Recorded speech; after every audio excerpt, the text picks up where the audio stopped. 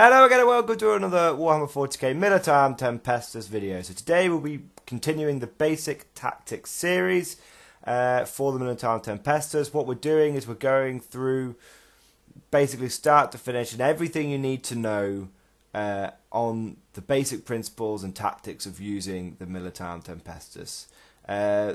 By basic tactics, basically there's only so much you can learn from listening to videos. The only true way to really get that knowledge is to on the field of battle, forged in the crucible of war. But these videos are a good place to start.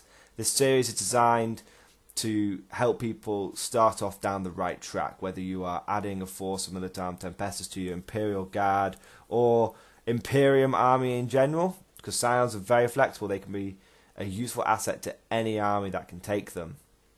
Or if you are going to take the plunge and jump straight into a Tempestus army, these videos will help you not start off on the wrong foot and help you avoid making some obvious mistakes. So we've already covered nearly every weapon option that the Scions have, and we've covered some basic principles about keeping the momentum and how it's a glass hammer army. It's like a traditional, it hits hard, hits fast, but can't take a punch back kind of army. We're now going to look at the final special weapon available to the Tempestus. And they don't have any heavy weapon teams, Scions. And now that just gives you an indication of how rapid these guys are meant to be. They're not meant to be standing still. They're meant to be always on the move, on the attack, always pushing, always keeping the momentum. And one of the weapons that helps them do this, last time we talked about plasma, and how plasma is basically the be-all and end-all for Scions. That is very, very true. But whilst plasma is very, very good, there are times when you need something a bit bigger, something with a bit more punch behind it. And it's for those times when you come across some really gnarly targets. It's for those times when you turn to Melta. Now, Melta is a little expensive. We're going to say that straight off the bat. It's 17 points for a single Melta gun. That's basically the cost of 2 Scions. And what you get for that is an Assault 1 weapon. So you're only getting one shot.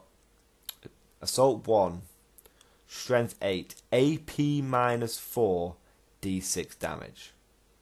And if you are within half range, then you get to do 2d6 and pick the highest on the damage. And of course, if you're within half range and you get a 6, not only do you get 2d to hit, not only are you getting 2d6, pick the highest damage, you're also getting an additional shot with the Melta gun.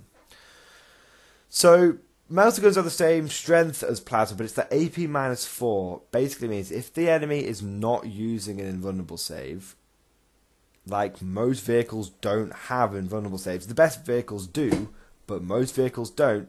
Then the Melta is going to pretty much cut straight through the armor. And even things like Land Raiders are only going to have a 6-up save. So it is really, really good.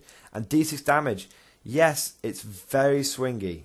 It's very, maybe that's 1 damage, but maybe that's 6 damage. And sometimes you just need to, rather than just like whittle something down via plasma, you just need to just blow the crap out of it. And that's what a Melta gun has the potential to do. A squad of Scions with a couple of Melta guns dropping down in support of, a couple of those squads dropping down in support or jumping out of a Torx in support of some Tempestus Scion plasma command squads. They'll help you. They give you an extra little bit of punch. And that's basically what it comes down to. Plasma is the go-to option, but Melta is a solid second best. There's not really a huge amount to say about it. We all know really what Melta guns do.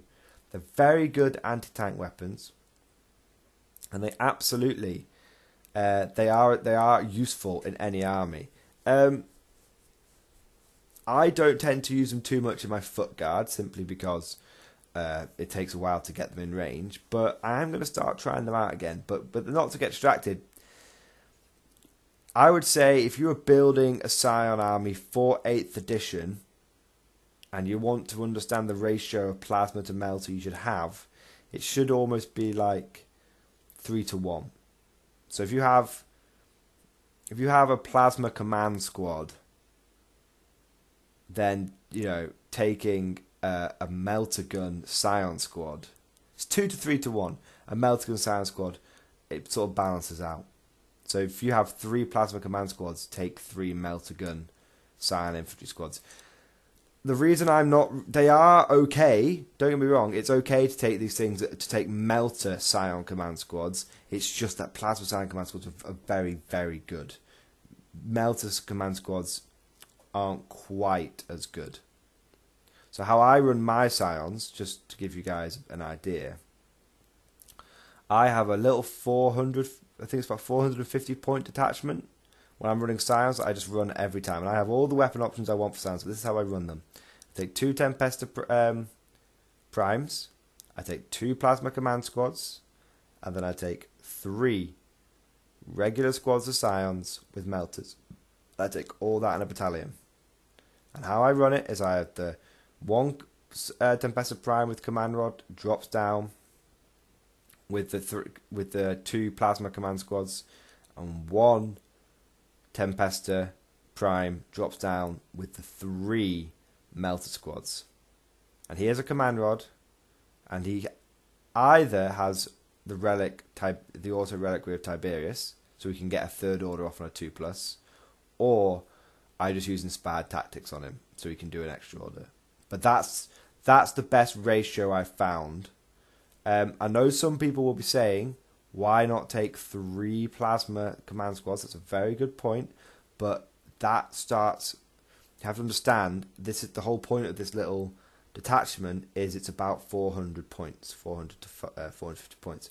I want it to be a battalion because I want to get 5 command points for this thing, because I'm probably going to be spending 1 of them on an extra relic for the reliquary of Tiberius, and so it's very important. I found that's a perfect balance between cost and damage output, because I've got 2 plasma command squads, okay, but if I was to take a 3rd one, I'd have to take a 3rd Tempestus prime, and I don't really need a 3rd Tempestus prime. I don't need that.